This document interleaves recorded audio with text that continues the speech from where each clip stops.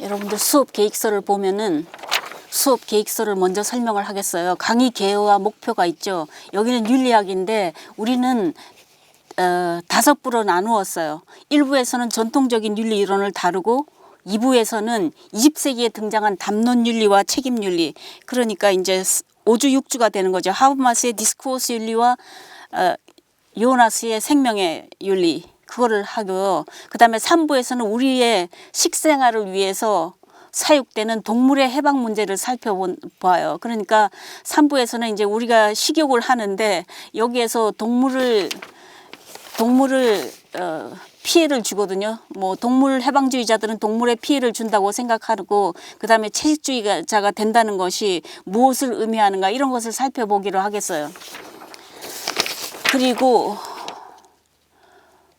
제4부에서는 사이코패스의 뇌를 탐색해 보는데 이것은 유전적으로 뇌과학적으로 인격 파탄자가 되어서 이 아이는 태어나는 거예요. 그런데 이 아이가 태어나서 양육이 되는데 이 태어남과 양육의 문제는 어떻게 되는가? 그리고 사이코패스가 일반적으로 사회에서 하는 행동들 이런 것들을 우리가 알아보겠어요. 그러니까 제12주와 제13주네요. 그 다음에 이제 전체적으로 윤리적 뇌와 자유의지, 뇌에 프로그램되어 있는 도덕적 본성과 보편윤리 이런 거를 해보겠어요. 그러니까 이제 결과적으로는 뇌에 대한 걸 사이코패스가 이제 뇌에 대한 걸 발견했으니까 이제 윤리적 뇌에 프로그램되어 있는 도덕적 본성과 보편윤리 이런 거는 뇌과학적인 책을 통해서 뇌과학적으로 문제가 되는 윤리적 뇌 이 문제를 살펴보기로 하겠어요. 그런데 이제 제 8부를 읽어보고 우리가 한번 생각을 해 보기로 하겠어요. 제 8부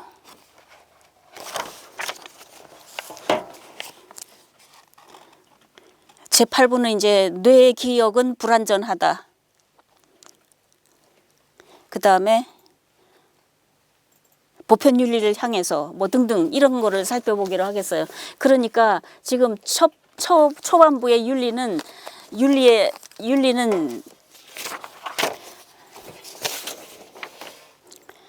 물론 이 책을 쓰지만 도덕철학의 기초 이 책을 쓰지만 이제 윤리의 기본적인 이론은 내가 아는 한도 내에서 강의를 하겠어요. 그러니까 나의 이론이 중요하고 그 다음에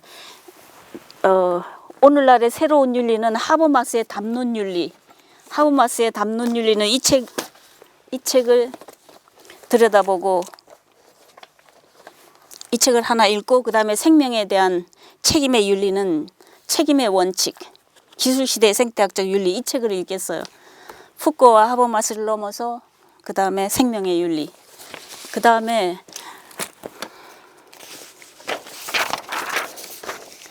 동물 해방 이 책은 안 가지고 왔어요. 너무 책이 두꺼워서. 그리고 이제 사이코패스란 무엇인가 이 책도 2권인데 안 가져왔어요. 그 다음에 윤리적 뇌 이거는 이제 뇌과학적인 거니까 여기서 가져왔죠, 그렇죠? 이렇게 하고 그렇다면은 강의 개요와 목표 이거를 다루고요. 그 다음에 수업 방식은 이제 이거는 지금까지 기존에 해오던 면대면 수업이었는데 지금 인터넷 강의가 되었으니까 어떻게 해야 될지를 모르겠어요. 학교에서 말해주는 대로 해야 되니까 이것은 변경사항이 있어요. 성적평가 방법에도 중간고사 40점, 기말고사 40점, 평소에 연구윤리, 토론, 출석 이런 것이 20점이고 그 다음에 발제자는 자기가 발제하는 사람들, 우리는 발제자를 오늘 정할 수가 없잖아요. 면대면이니까 어떻게든 발제자를 정한 다음에는 발제자는 이제 그거 발제문을 제출하고 그 다음에 마지막에 이제 기말고사를 보고 나서 일주일 동안 이 리플렉션 페이퍼를 내야 돼요. 나는 어떤 문제로 발표했는가, 텍스트는 그 문제를 어떻게 해결했는가, 아직도 나에게 남은 문제는 무엇인가 이거를 가지고 성적 평가를 하겠어요. 그리고 우리 과목에서 제일 중요한 거는 연구윤리 준수를 밝혀야 돼요. 이제 이거는 그 수업 계획서 맨 뒤에 있는데 연구윤리 준수는 정확하게 이렇게 쓰세요. 연구윤리 준수 스테이트먼트. 나는 표절하지 않았으며 참고 자료를 인용한 경우에는 그 출처를 정확하게 밝혔으며 6단어 이상은 따옴표로 표시하고 발표문, 리플렉션 페이퍼, 기타 보고서 등을 작성하였음을 확인합니다. 그리고 이제 2020년 몇 월 며칠 이름 뭐 이렇게 적는 거예요. 그렇게 적어서 그 발표문을 쓴 사람들의 이름을 적는 거죠. 뭐 리플렉션 페이퍼는 한 사람씩 내는 거니까 한 사람의 이름만 들어가는 거죠. 그래요. 그러면은 됐나요? 지금은 이제 오늘은 일주 강의를 하겠는데 일주에서 칸트의 형식주의, 저 하늘에는 별, 내가 쓰면은 도덕법칙이라는 이런 건데요. 일주를 여러분들은 읽고 이제 과제물 이게 과제물이거든요. 과제물인데 그거는 뭐 첫 번째 페이지 221에서 228페이지로 나와 있는데 그 과제물을 읽고 그 다음에 정리하고 과제물의 내용을 정리하고 질문을 3개 정도 제출하세요. 그러니까 질문은 뭐 자기가 답을 해도 되지만 뭐 이게 분량이 3쪽이에요. 그러니까 과제물과 질문 3개를 합쳐서 3쪽이니까 뭐 최소한 3쪽이니까 5쪽은 넘지 말기를 바라요. 5쪽은 넘지를 말고 질문은 그냥 단답식으로 그냥 던져도 되고 그 다음에 뭐 자기가 질문 던지고 대답하고 싶은 거 그런 거 있으면은 한 장에서 질문과 대답을 정리를 하고 과제물은 2장으로 정리한다든지 아니면 과제물을 2장 반 정리하고 질문은 단답식으로 뭐 3개를 정리한다든지 이렇게 정리를 해 주세요. 그러면 됐죠?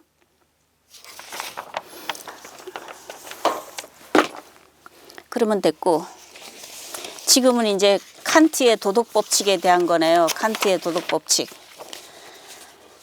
칸트는 형식적인 윤리 이론을 주장했어요. 형식주의, 칸트의 형식주의. 지금 내가 저쪽에서 나눠준 나의 과제물에는 칸트의 의무론적 형식주의적 윤리학이라고 그랬어요. 왜 형식주의적 윤리학인가요? 그리고 왜 의무론적, 나의 의무를 도덕법칙에 진다라는 의무론적인 형식주의거든요. 그러니까 뭐가 형식주의자는 거죠. 그러니까 이제 도덕법칙이 뭐 살인하지 말라, 거짓말하지 말라 이런 것들이 이 세상에 그대로 그대로 나와 있는 것이 아니라 그 도덕법칙이라는 것이 하나의 형식으로 살인하지 말라가 하나의 형식으로 그 다음에 거짓말하지 말라가 하나의 형식으로 존재하는 거예요. 그러니까 형식주의자라고 하는데 이거를 이제 좀 나중에 살펴보기로 하고요. 이 형식주의적 윤리학이라고 한 말 속에는 나의 위에는 별이 빛나는 하늘이 있고 그러니까 이제 이거는 실천 이성 비판에서 나오는 소리인데 나의 별이 저쪽 하늘에는 나의 별이 있고 그 다음에 내 마음속에는 도덕법칙이 있다는 거예요. 내 마음속에는. 그러니까 내가 하늘 속에 있는 그 형식적인 도덕법칙을 읽어내어서 발견하는 거죠. 그런 면에서 형식주의라는 거죠. 나의 위에는 별이 빛나는 하늘이 있고 내 마음속에는 도덕법칙이 있다. 그런 거죠. 그래요. 그 다음에 이제 의미론적 윤리 이론 그리고 절대적 윤리 이론이죠. 여기 도덕법칙에 대해서 나는 절대적으로 따라야 되는 거예요. 자기가 따라야 된다고만 생각을 하죠. 그리고 절대적 윤리 이론은 이 도덕법칙은 어떤 경우에나 적용이 되는 거예요. 이 세상에 사는 사람들, 미래에 사는 사람들, 모든 사람들에게 적용되기 때문에 절대적인 도덕법칙이라고 주장을 하거든요. 그러니까 이제 칸트의 도덕법칙이 이처럼 중요해요. 그래요. 그러면은 한번 살펴볼까요? 칸트의 도덕법칙이 어떤 것인가? 여러분들 저 도표 속에 이제 밑에 있는 부분이 있죠. 밑에 사각형 친 부분에 거기에서도 맨 밑에 이 세상은 파이노메나의 세계, 페노메나의 세계, 그 다음에 누우메나, 이 세상을 떠난 누우메나의 세계가 따로 있는 거예요. 그러니까 이제 칸트는 어떻게 내렸냐 하면은 그 이분법을 적용한 거죠. 현상계가 있고 누우메나의 세계가 있다는 거예요. 누우메나는 누스에서 히라버 루스에서 누스 이성이죠, 그렇죠? 그러니까 누우메나의 세계, 이성적인 세계가 있다는 거예요.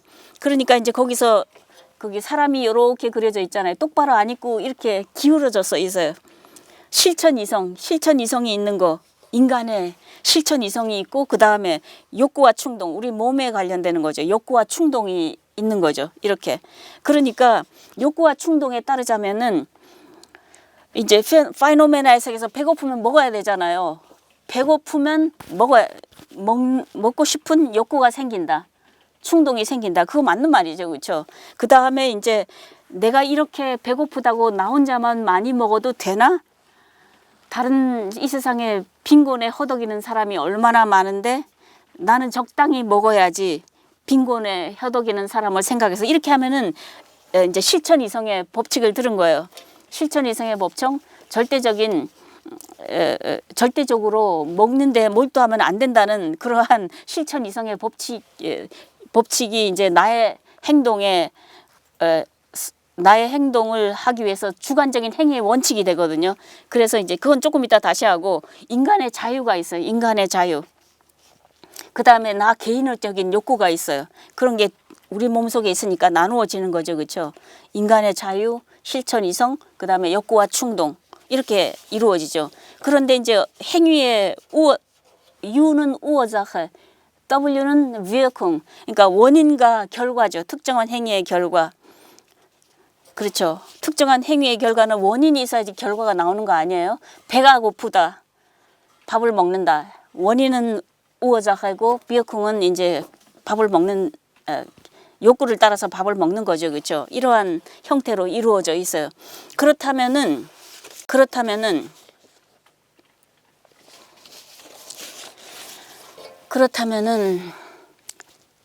이제 욕구 페노메나의 세계와 여기서 이제 제일 첫 번째 줄, 두 번째 줄을 보면은 신과 목적의 왕국이 있어요. 목적의 왕국. 그러니까 여기서는 목적의 실천 이성 이것들은 다 목적의 왕국에 또한 속하는 거죠. 우리는 실천 이성적으로 생각을 하면은 우리의 목적은 목적의 왕국에 따라서 행동하는 거예요. 그리고 거기에서 제일 최고자는 신이죠. 이거는 이제 정언명법을 살펴보면 자세히 알게 될 텐데 정언명법이란 무엇일까요? 카테고리쇼 임페라티브. 카테고리쇼 임페라티브. 절대적인 거죠. 카테고리쇼한 거는. 임페라티브 명령이죠. 그렇죠? 그 박스 친 거를 읽어보면은 이것은 모든 이성적 존재자에게 행위의 준칙을 만드는 형식적 원칙을 명령하고 있다. 즉 행위의 준칙, 나의 행위의 준칙은 막시메라고 그래요. 막시메는 뭔가 하면 나의 행위의 준칙이에요. 그러니까 거짓말하지 말라 했을 때 그것이 나의 행위의 준칙이잖아요. 거짓말하지 말라. 그렇게 생각하는 사람이 있어요. 그렇게 생각 안 하는 사람도 있죠. 그렇죠? 그러니까 뭐 필요하면 선의의 거짓말은 해도 된다. 이런 식으로 준칙을 세우는 사람이 있어요. 그런데 행위의 준칙, 거짓말하지 말라라는 예를 들어보면은 우리 모두 어떤 사람들은 행위의 준칙을 거짓말하지 말라로 가지고 있죠. 자기 행위의 원칙이죠. 그런데 모든 이성적 존재자에게 이 나의 행위의 준칙을 형식적인 원칙으로 바꿀 수가 있는 거예요. 어떻게 해요? 형식적인 준칙에서 형식적인 도덕 규범으로 거짓말하지 말라가 있고 나의 준칙으로서 나의 행위의 원칙으로서 거짓말하지 말라가 따로 있는 거예요. 근데 나의 거짓말하지 말라는 어디서 나왔냐 하면은 형식적인 거짓말하지 말라가 내용이 없지만 사각형이 비어 있어요. 형식이죠. 그렇죠? 그런데 이제 그 사각형에다가 그 맨 오른쪽에 보면은 categorical imperative가 있어요. 거기에 따라서 형식에다가 자기의 내용을 집어넣으면 되는 거예요. 그러니까 나의 행위의 준칙, 거짓말하지 말라를 그 형식에다가 집어넣었을 때 그게 맞으면은 그것이 정언명법인 거예요. 그러니까 어떤 거예요? categorical imperative를 설명을 하면은 이제 형식 1에다가 집어넣어 볼까요? 형식 2, 3, 4, 5 종류까지가 있는데 형식 1에 집어넣으면은 형식이 어떻게 됐나요? Act only on that maxim. 너의 개인적인 준칙에 따라서 행동을 해라. 그러니까 개인적인 준칙이 뭐죠? 살인하지 말라잖아요. 나의 개인적인 준칙은 내가 살인하지 말라로 잡고 있어요. 살인하지 말라. 그러니까 이것을 집어넣어서 이제 정언명법을, 이게 정언명법 살인하지 말라인지 아닌지를 따져보는 거죠. 그러니까 act only on that maxim. 나의 맥심은 살인하지 말라이니까 거기에 따라서 행동을 하죠. 그런데 through which, 이런 맥심에 따라서 살인하지 말라를 you can at the same time will, 당신이 동시에 원할 수 있도록 뭘 원해요? That it become a universal law. 그것이 뭐가요? 맥심이 어떻게 돼요? universal law가 돼요. universal, 보편적인 그러한 법칙이 될 수 있도록 하라는 거예요. 그러니까 여기서 보면은 살인하지 말라가 나의 법칙인데, 거짓말하지 말라가 나의 법칙인데, 나의 행위의 원칙인데, 이것을 그 네모 박스에다가 넣어보는 거예요. 아, 이것을 넣어봐서 이것이 유니버셜 로우가 될 수 있다, 없다, 이것을 따지는 거예요. 그러니까 살인하지 말라는 유니버셜 로우가 될 수 있겠죠. 모든 사람이 살인하는 게 될까요? 다 아니라고 하겠죠, 사람들은. 그리고 거짓말하지 말라, 이거는 좀 문제가 있어요. 근데 칸트는 살인하지 말라, 거짓말하지 말라를 이거 정언명법이라고 생각을 했어요. 이제 우리가 토론하는 데 대해서 가면은 이게 잘 나오니까 왜 칸트가 그렇게 생각했는지를 알 수 있을 거예요. 그런데 이제 거짓말하지 말라는, 나는 정언명법이 될 수가 없다라고 판단을 내리는 사람이 있을 거고, 또 거짓말하지 말라도 정언명법이 될 수 있다고 말하는 사람이 있을 거예요. 어쨌든 이거는 이 도덕법칙에 집어넣어서 맞느냐 아니냐를 결정하는 거예요. 그렇다면 형식 2를 통해서 그 네모 박스에 있는 내용을 찾아볼까요? 형식, 네모 박스, 내용, 살인하지 말라, 뭐 이런 거예요. 그렇죠? 그러니까 형식 2를 보면은 treat humanity, 인간성을 대접하라는 거예요. Never simply as a means, 수단으로서, 단순하게 수단으로서 사용하지 않게 인간성을 사용하라는 거예요. But always, 어떻게 사용해요? 그러면은 그렇지만 always at the same time as an end. end는 목적이죠, 그렇죠? 동시에 그것이 목적이 될 수 있도록. 단순히 수단으로 인간을 취급하지 말고, humanity, 인간을 수단으로 취급하지 말고 목적으로 대하라는 거예요. 인간을 수단으로 취급하는 게 어떤 거겠어요? 인간을 저 인간은 내가 노예를 정해서 저 인간은 노예로 사용할 수 있다. 노예로 사용하는 거는 인간을 목적으로 취급하는 거예요. 그게 아니죠. 수단으로, 돈을 버는 수단으로 취급하는 거잖아요. 그러니까 안 되는 거죠. 그렇죠? 그러니까 인간을 목적으로 취급하는 건 어떤 걸까요? 인간성을 존중하고 등등등 많은 얘기가 나오겠죠. 그렇죠? 목적으로 취급하는 거죠. 그 인간이 돈이 있건 없건 그 인간에게 하나의 권리를 준다. 뭐 부자라고 두 개의 권리를 주는 게 아니고 주민등록증을 똑같이 나누어줘서 하나의 권리를 준다. 이거는 똑같이 인간을 하나의 목적으로 취급하는 거죠. 그래요. 그러면은 정언명법이 설명이 되었나요? 정언명법? 그래요. 그렇다면은 이거 이제 네모난 첫 번째 박스 그림에서 보면은 이제 정언명법이 형식이잖아요. 그렇죠? 그래서 이제 내가 자꾸 이제 형식 1, 형식 2 그래가지고 그 형식에다가 내용을 집어넣어 보는 거예요. 거짓말하지 말라가 정언명법이 될 수 있는지, 살인하지 말라가 아니면은 뭐 부지런하게 일해야 된다든지, 모든 것을 다 넣어서 정언명법을 선택하는 거예요. 선택하는 거예요. 그러니까 여기서는 형식적인 것만 주장을 하지 내용적인 거는 주장을 안 한다는 거예요. 형식주의적 윤리죠. 그렇죠? 그래요. 그렇다면은 정언명법에서 정언명법 1, 정언명법 2 뭐 이런 것들이 나오는 거예요. 행위의 준칙도 그것이 나오면은, 그것이 나의 행위의 준칙이면은 곧 뭐 나의 명령 1 그러면은 거짓말하지 말라. 나의 명령 2 살인하지 말라. 뭐 어떤 사람은 선의의 거짓말은 살인해도 된다. 이런 식으로 그 임페라티브들이 줄줄이 연속되어서 나오는 거죠. 그렇죠? 그래요. 칸트의 형식주의 윤리 이론에서는 내용을 찾는 거예요. 그런데 이제 이성적인 존재자가 있다고 그랬잖아요. 우리가 욕구와 충동에 하나의 몸을 걸고 있고 또 이성적인 존재자잖아요. 우리가 이렇게 모순적인 존재예요. 그렇지만 우리는 실천 이성이 있다는 거를 믿었어요. 칸트는 실천 이성이 있다는 것을 믿었어요. 우리가 뭐 행동주의 윤리론에서 실천 이성 같은 게 어디 있어? 우리는 태어날 때 DNA만 갖고 태어나지 실천 이성, 페노프트 같은 거는 없는 거야라고 실천 이성을 폐기할 수가 있죠, 그렇죠? 그렇지만 칸트는 고전적인 사람이었기 때문에 1785년에 도덕 형이상학 원론을 썼잖아요, 그렇죠? 그러니까 이제 고전적인 사람이라서 이성이 있다고 믿었어요.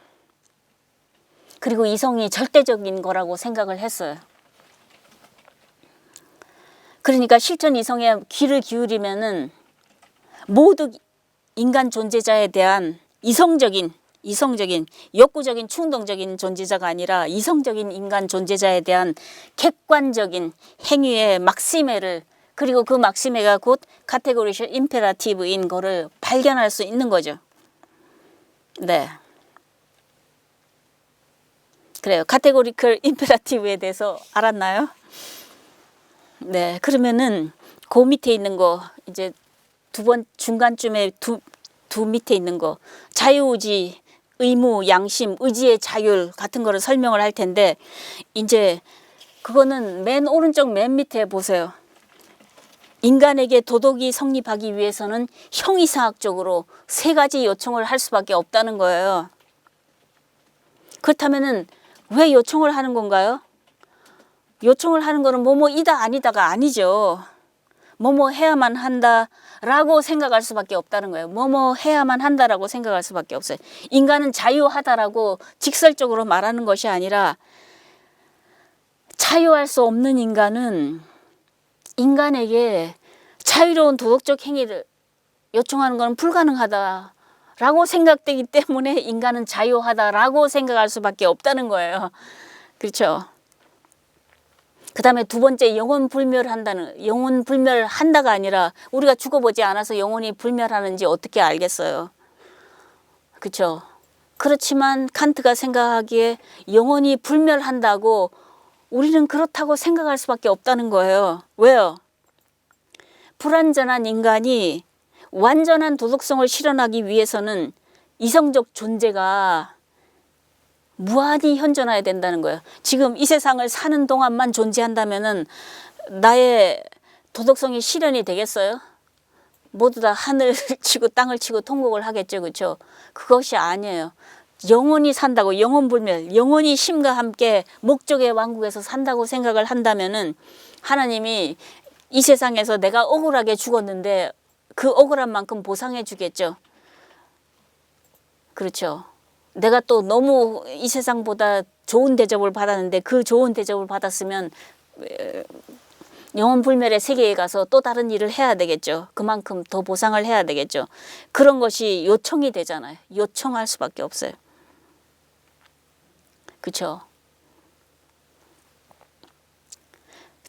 세 번째로 저 세상에서라도 행복을 보장해주는 신의 존재가 있어야 한다. 만약 신이 없다고 한다면 내가 죽어서 이 억울한 세상 억울하게 살았는데 억울하면서도 뭐를 위해서 살았어요? 나는 보편적인 이익, 모든 사람을 위해서 나의 의무를 지고 거짓말을 안 하려고 노력을 했어요. 정의를 지키려고 노력을 했어요. 사회적인 간섭 중에서도 정언명령이 될 수 있는 거를 지키려고 노력을 했어요. 그렇게 노력을 했는데 세상은 꼭 거기에 해당되는 보응을 주지를 않잖아요. 그렇죠? 그러니까 나는 이 세상에서 그냥 손해만 보고 어떤 때는 손해만 보고 끝난다는 거예요. 내가 그렇게 정언명법을 위해서 노력을 했는데 손해만 보는 거죠. 그러니까 저 세상에서 하나님이 계셔가지고 보호를 해줘야 되는 거죠. 하나님이. 이 세상에서 못다한 받은 응답을 하나님이 해주시는 거예요. 저 세상에 가서. 잘 살겠죠 뭐. 그렇죠? 그래요. 형이상학적인 세 가지 요청에 포스툴라한테 요청하고 있는 거예요. 그렇죠. 이거는 경험적으로는 결코 증명할 수가 없는 거죠. 인간이 자유하다 어떻게 증명해요? 영원 불멸한다 어떻게 증명해요? 신의 존재가 있다는 거 어떻게 증명을 해요? 경험적으로는 안 되는 거잖아요. 그러니까 요청이라고 말을 하는 거예요. 그래요. 그 다음에 양심은 어떤 것인가요? 두 번째 칸에 있죠. 그렇죠? 맨 끝에 두 번째 칸에. 양심은 세 번째, 우리의 내면의 속에, 양심은 우리의 내면 속에 있는 법칙이에요. 양심은 실천 이성이 찾아낸 도덕 법칙에, 살인하지 말라라는 그 법칙에 그것의 의무를 지우고 나의 의무를 거기에다 종속시키고 종속시키려는 의식이에요. 양심은. 그렇죠. 칸트는 양심을 이렇게 정의를 했어요. 우리의 양심은 실천 이성이 찾아낸 도덕 법칙에 자신을 의무 지우려는 의식이다 라고 정의를 했어요. 그리고 우리는 또 의지가 자율하다는 것을 또 요청을 해야 되겠죠. 그렇죠? 뭐 요청까지, 요청이라는 말을 안 썼지만 그거는 이제 인간의 자유를 얘기하면 의지의 자율까지도 들어가는 거죠.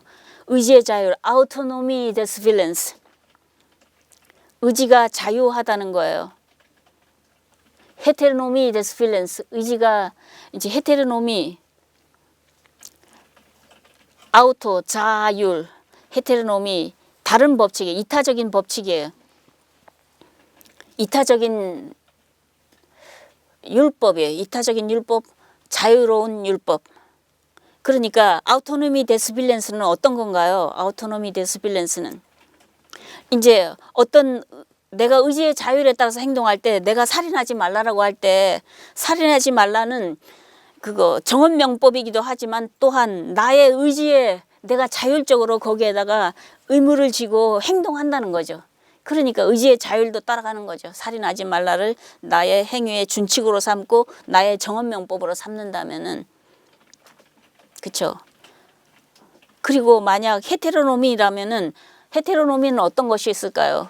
노모스인데, 노모스 법칙인데 밖에서 들어오는 법칙이 아우토노미 데스 빌렌스, 내 속에서 나오는 법, 나 속에서 나오는 의지의 자율성. 헤테로노미는 밖에서 세워진 법칙이에요. 그러니까 헤테로노미는 우리 사회에서 많죠. 뭐 사회적인 거, 헤테로노미, 뭐 우리는 사회적으로 시간을 잘 지켜야 한다. 그거는 사회적으로 그렇게 된 거잖아요. 그렇죠? 그것이 또 나의 준칙도 될 수 있지만 어쨌든 사회적인 거예요.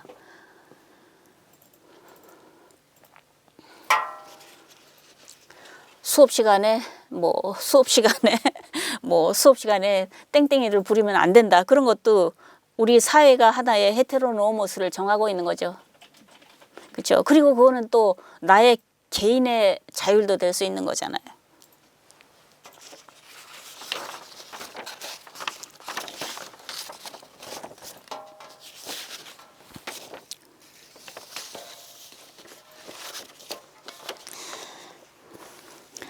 오늘 중요한 것을 다 설명을 했어요. 도덕형이상학 원론을 직접 읽고 내가 정리한 건데, 도덕형이상학 원론에 나오는 내용을 출발을 해서 이제 이 사람은, 레이첼스는 이것을 기초로 도덕형이상학 원론, 뭐 내가 작성했다는 거 떠나서 이 사람을 칸트를 기초로 여기에 있는 많은 문제를 토론하고 있어요. 직접적으로 토론하고 있어요. 그래서 그 토론하는 것이 어떤 결과를 가지고 있고 칸트의 도덕 철학은 어떤 문제를 가지고 있는가.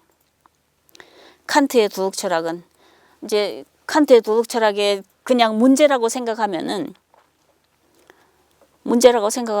규범들을 완성을 했는데 이 규범들 사이에 서로 충돌을 일으킬 때는 어떤 일이 생기는 거지?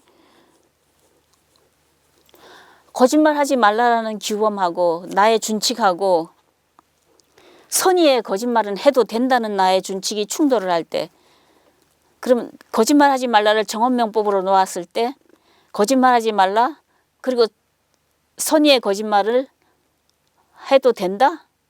등등, 이게 갈등하는 것이 있잖아요.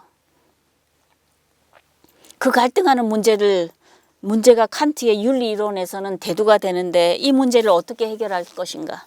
등등. 선의의 거짓말은 해도 된다는 것은 이쪽 사람 여기 레이첼스는 이제 거기 네덜란드의 2차 대전에 나치를 피해서 그 유태인을 싣고 도망가는 유태인을 감추고 도망가는 배에서 이제 나치가 이제 신문을 할 때 선의의 거짓말을 해도 된다는 거예요. 이 사람들은 당신 이 속에 유태인들을 숨겨 가지고 있습니까? 네라고 대답하면 다 죽는 거죠. 정말 네라고 대답해야 될까? 아니라고 대답해야 될까? 우리는 지금 일상적인 사람으로서는 이제 그때는 거짓말을 해도 된다고 생각하기가 쉽죠, 그렇죠? 근데 그때마저도 칸트는 거짓말을 하면 안 된다는 거예요. 네, 그것이 왜 그런지를 들여다보기로 하죠. 그래요. 그러면은 이제 우리는 제가 제 1주에 강의할 것은 다 끝났어요. 여러분들이 그 나머지 이쪽 도덕 철학의 기초 책에서 칸트의 칸트의 도덕 철학을 배우고 그다음에 문제가 되는 것을 공부를 해서 이제 정리를 해서 내세요. 3장이라고 그랬죠. 아까 3장에서 내는데 최소한 3장, 5장 이상은 넘지 않기. 그 다음에 질문 3개 던져서 내세요. 그러면 됐나요? 이쪽은? 그러면은 제 1주는 칸트의 형식주의 이것을 가지고 제 강의를 끝내겠습니다.